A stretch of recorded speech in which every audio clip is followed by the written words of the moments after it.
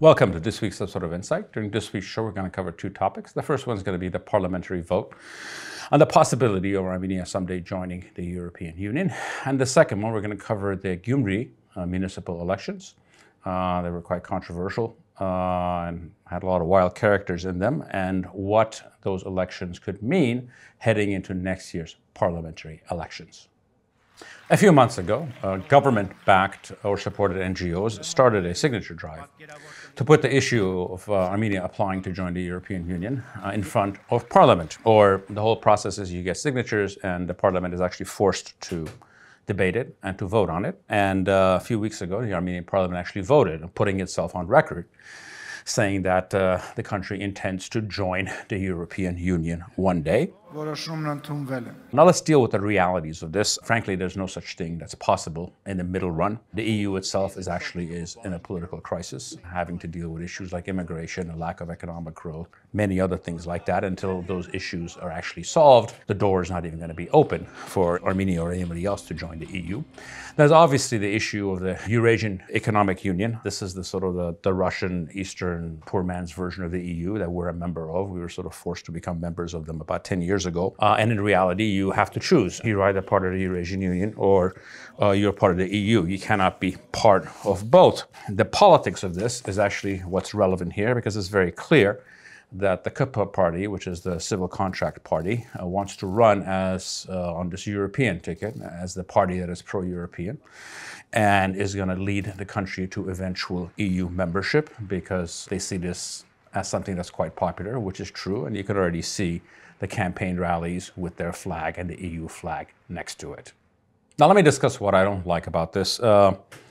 In reality, people who are pushing this are in many ways being entirely dishonest. And average people who don't follow the details of politics have concluded that this means that we're on our way to EU membership, and that's actually not the case.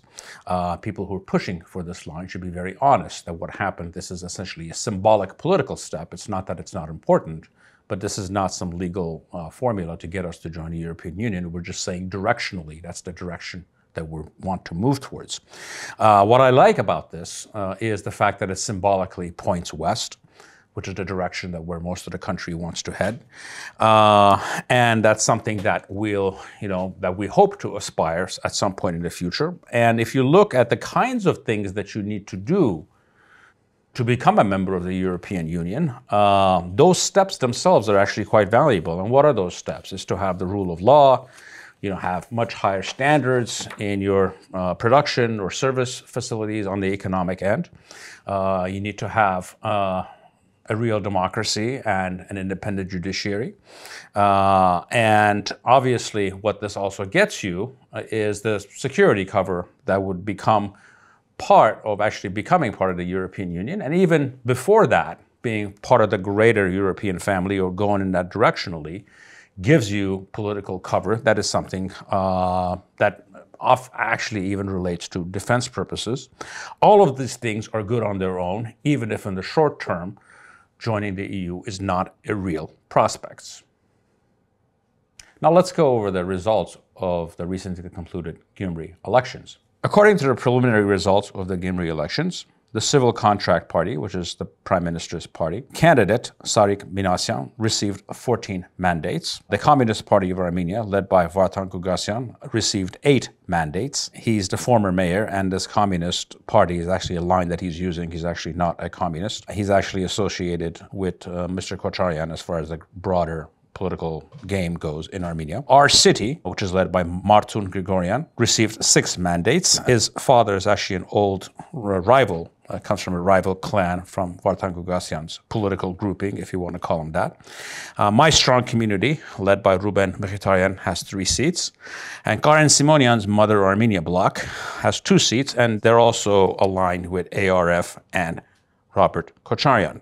These mayoral elections actually run in a parliamentary system. You don't actually vote for the mayor, you vote for the party, and the party with the greatest number of votes most likely have a chance to put together a coalition, and the leader of that party will become mayor. The way the system is, if a single candidate is nominated, they can win by simply getting 14 votes. If multiple candidates are nominated, they would need 17 votes. If no candidate wins in the first round, the top two candidates go to the second round. If no mayor is chosen through all of these processes, or there's no quorum for the meeting, that will automatically trigger new elections.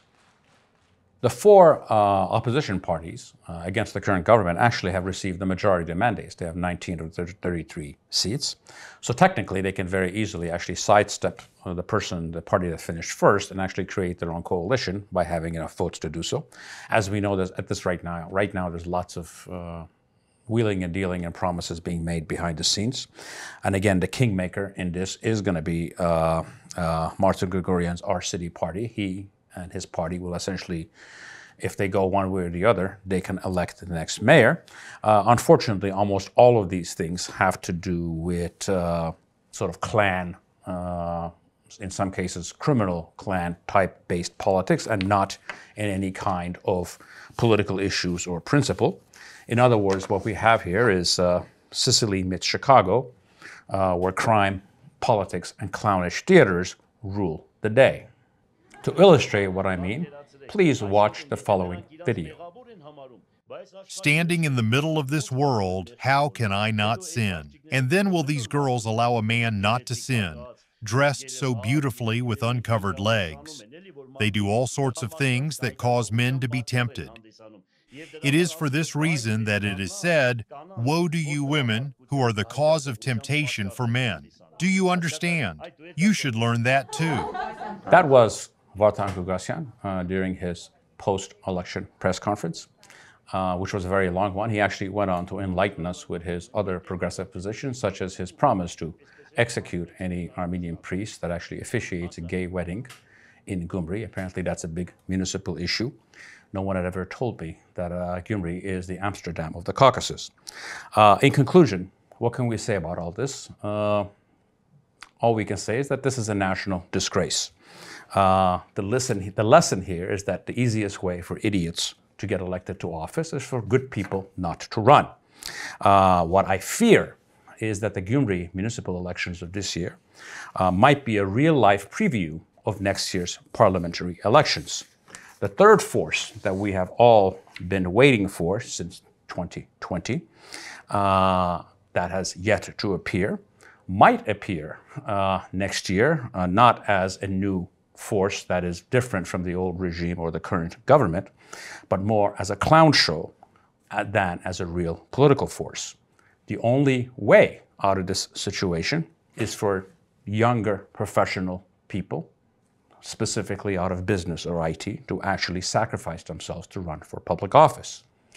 If not, for a third force of higher caliber people running for office, we will get exactly the government that we deserve. Thank you for joining me in this week's episode of Insights. Now that I'm old and grown, I spend a lot of my time alone, 'cause my wife is always hanging